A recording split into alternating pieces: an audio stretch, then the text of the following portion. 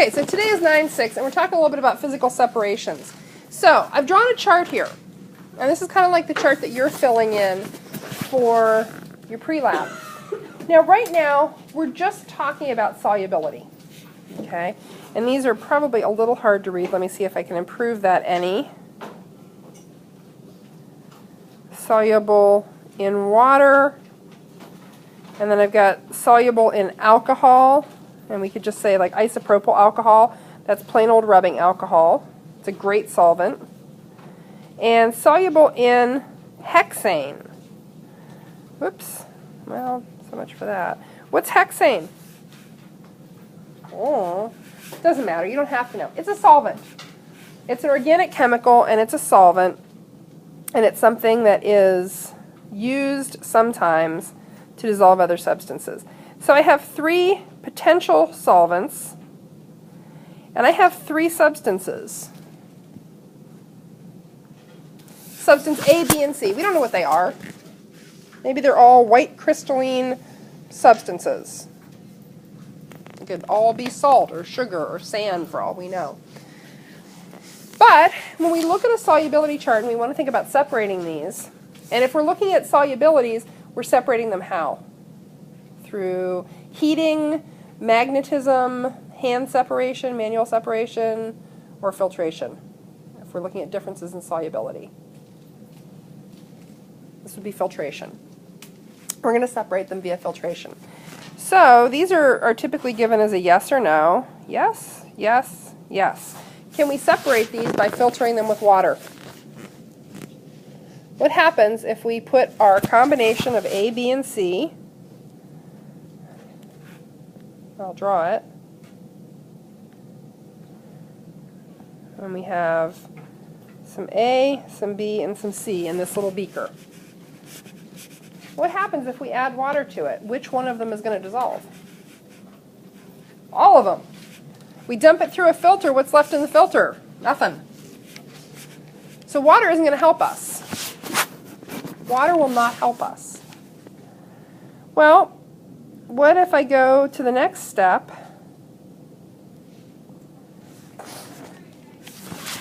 and I find a setup like that?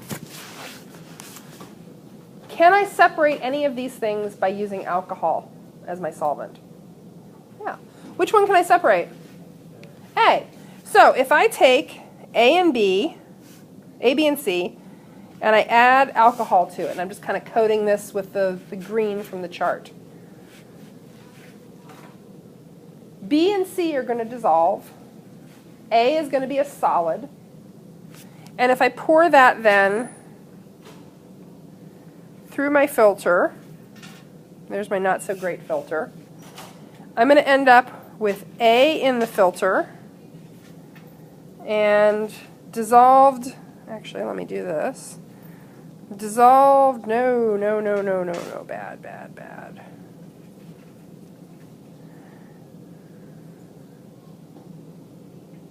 Dissolved in the filtrate, I'm going to have B and C. Okay, well that's good. That gives me a means to separate one of them out. Now, I've still got B and C dissolved in alcohol. How will I get all of these separated from the alcohol? What did you do to separate what would you do to separate the sand and the water?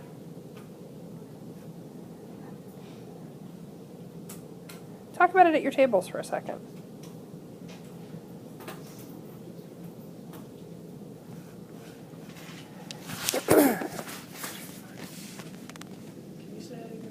Sure. So at this point, I have A in the filter, sitting up there in the filter. How do I dry A? And I've got B and C dissolved in the alcohol. How do I separate B and C from the alcohol? I can't separate B and C from one another, not this way. What do I have to do to them? What were you doing to your salt water to separate the salt and the water? All you have to do is heat them. So you take that filter with A that's wet with alcohol, you put it in the evaporating oven, or in the desiccating oven, Put it on low. Alcohol evaporates pretty quickly. It has weak intermolecular forces. And you're going to take B and C and you're going to boil them. And alcohol boils at a lower temperature than water. This is not real challenging, or you can just let them evaporate. So then you've got B and C mixed together. So we have successfully separated out A. Woohoo! Now what? We still have to separate B and C. We have to separate all three components of this mixture. So, what could I use to separate B and C? Hexane, that other solvent, that weird mystery stuff. So, if I now take, I'm going to see if I can copy, paste.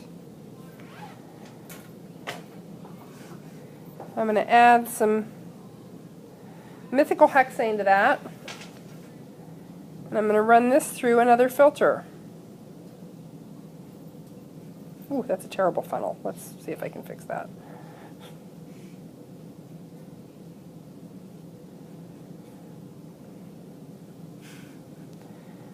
Okay, once B and C have dissolved in the substance, and I run it through a filter, what am I going to end up with? Which will be in the filter? B. Yeah, you're good. And C is soluble in hexane. It's going to be down in the filtrate. So it was a two-step process to separate those three things. They were all soluble in water, therefore water was no use to me. You can only separate based on what? Differences. You can only separate things based on differences. So this would be separation via filtration. And that's based on differing solubilities. Okay, what if we want to separate based on boiling point? Okay, so I've got now substance X, Y, and Z. Again, we don't know what they are. They could be visually similar. They could all be little white crystals. You've been given their boiling points and their solubility in water.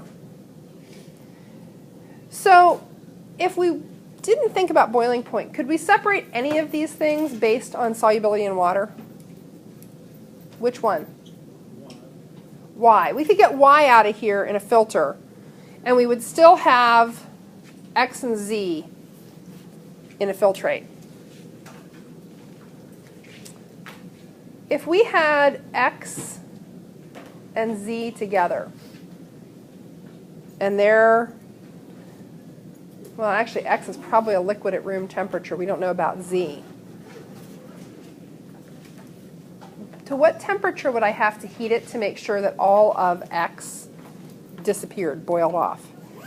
85. Yeah, above 85. We'd need to go to 86 or 87 because if you remember from physical science, as long as there are still molecules or particles in a lower energy phase, the temperature isn't going to rise until they've all made the phase change. Okay. Tomorrow when you walk in, have closed-toed shoes. Some people have already brought in lab shoes. If you haven't, please feel free to do so. Stick them in your lab table, put them in a plastic bag and stick them in there so you never forget them again. Your pre-lab study needs to be done. So that flow chart, and we'll see you tomorrow. Have a good day.